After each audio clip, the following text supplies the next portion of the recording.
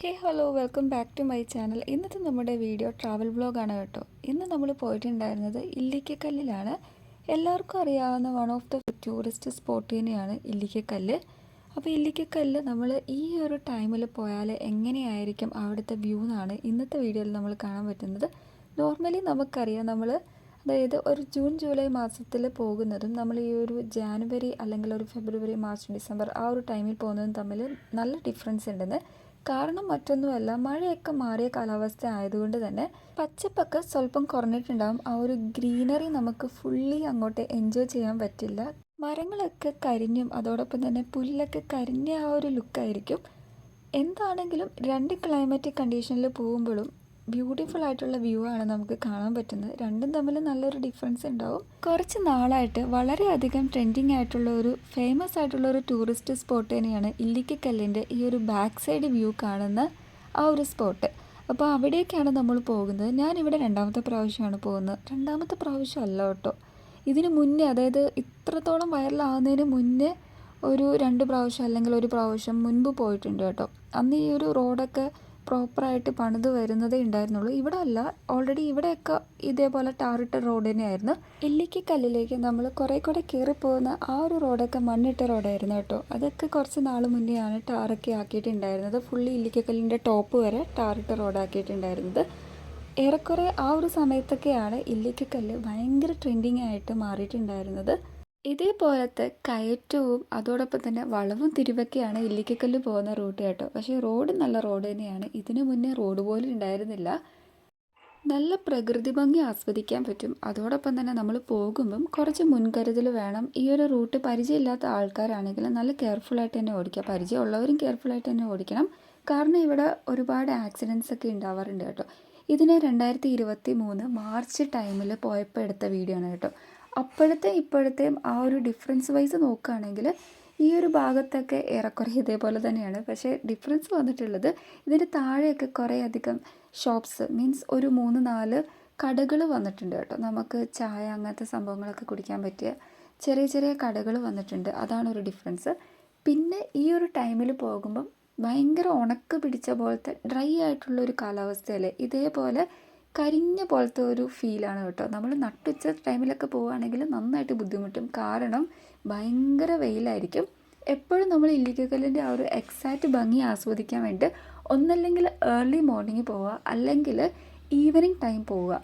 അതായിരിക്കും best time. നമ്മൾ ഉച്ച ടൈമിലൊക്കെ പോയാൽ പെട്ടുപോകും, അല്ലെങ്കിൽ പോസ്റ്റ് ആകുമെന്ന് നമുക്ക് പറയാൻ പറ്റും. ഈ പ്രാവശ്യം ഞങ്ങൾ പോയിട്ടുണ്ടായിരുന്നത് ബൈക്കിലായിരുന്നു കേട്ടോ. അപ്പോൾ ബൈക്കിലൊന്ന് പോയി നോക്കാമെന്ന് വിചാരിച്ചിട്ട് അങ്ങനെ പോയതാണ്. അപ്പോൾ പോയ ടൈം നോക്കുകയാണെങ്കിൽ ഒരു 3:30-3:45 റേഞ്ചിലായിരുന്നു നമ്മൾ വീട്ടിൽ നിന്ന് ഇറങ്ങിയിട്ടുണ്ടായിരുന്നത്. എന്നിട്ട് കൂടെ നമുക്ക് ഇല്ലിക്കമലയുടെ ആ ഒരു ഇല്ലിക്കക്കല്ലിൻ്റെ ടോപ്പിലൊക്കെ എത്തിയ സമയത്ത് നല്ല വെയിലുണ്ടായിരുന്നു കേട്ടോ. ഇതേപോലത്തെ നല്ല വളവൊക്കെയാണ് കേട്ടോ പോകുന്ന റൂട്ട്. അപ്പോൾ നമ്മൾ ഹോണൊക്കെ മാക്സിമം അടിച്ചും അപ്പുറത്തുനിന്ന് വണ്ടി വരുന്നതൊന്നും മേ ബി ചിലപ്പോൾ നമുക്ക് കാണാൻ സാധിച്ചെന്ന് വരില്ല. നമ്മൾ കെയർഫുള്ളായിട്ട് ഡ്രൈവ് ചെയ്യണം. ഓവർ സ്പീഡിലൊന്നും പോവരുത്. അതാണ് പരിചയമില്ലാതെ വരുന്ന ആൾക്കാരുടെ അടുത്ത് എനിക്ക് പറയാനുള്ളൊരു കാര്യം. പരിചയമുള്ള ആൾക്കാർക്ക് ഈ റോഡിൻ്റെ കാര്യങ്ങളൊക്കെ അറിയാം. അത് അനുസരിച്ചിട്ടായിരിക്കും അവർ ഓടിക്കുക.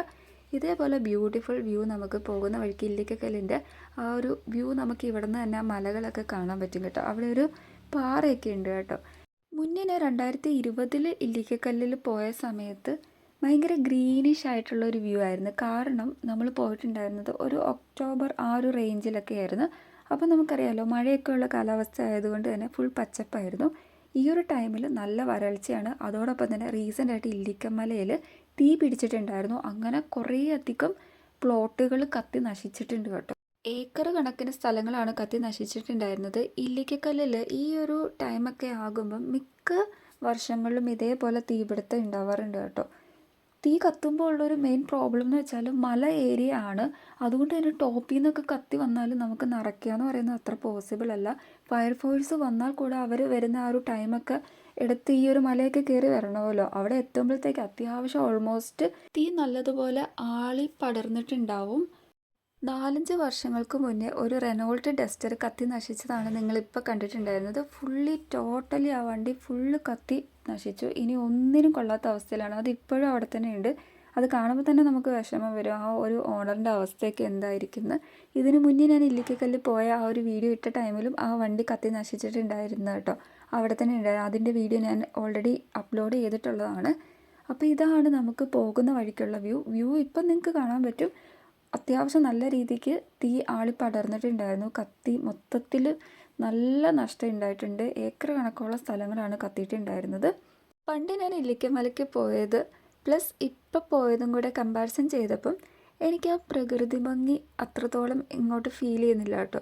2020 പോയ സമയത്ത് ഒന്നാമത് ആ ഒരു ക്ലൈമറ്റിക് കണ്ടീഷൻ എന്ന് പറയുന്നത് നല്ല മഴയുള്ള സമയമൊക്കെ ആയതുകൊണ്ട് തന്നെ നല്ല ഗ്രീനിഷ് ആയിരുന്നു വ്യൂ എന്നൊക്കെ പറയുന്നത്.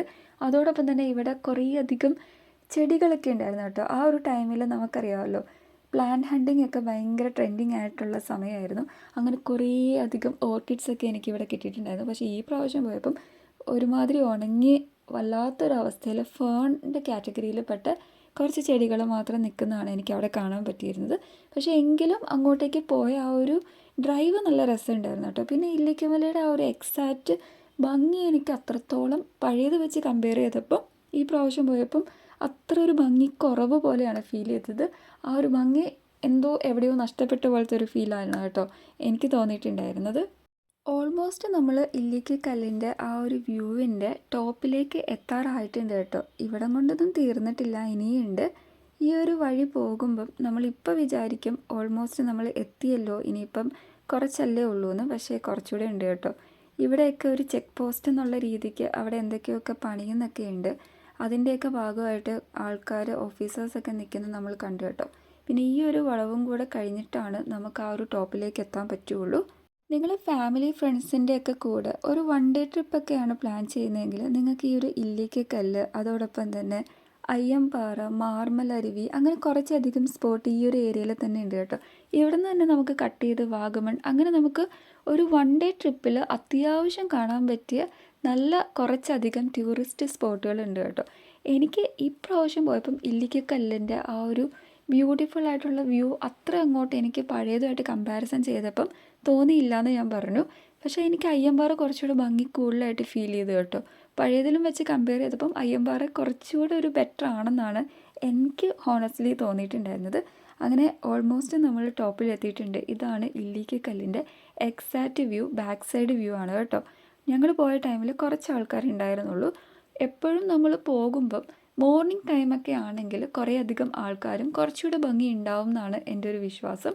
അപ്പോൾ ഇതാണ് ആ ഒരു വ്യൂ പോയിൻ്റ്. കാണാനൊക്കെ കുഴപ്പമില്ല, നല്ല രസമുണ്ട്. ഇതേപോലെ നമുക്ക് മലകളൊക്കെ കാണാൻ പറ്റും കേട്ടോ.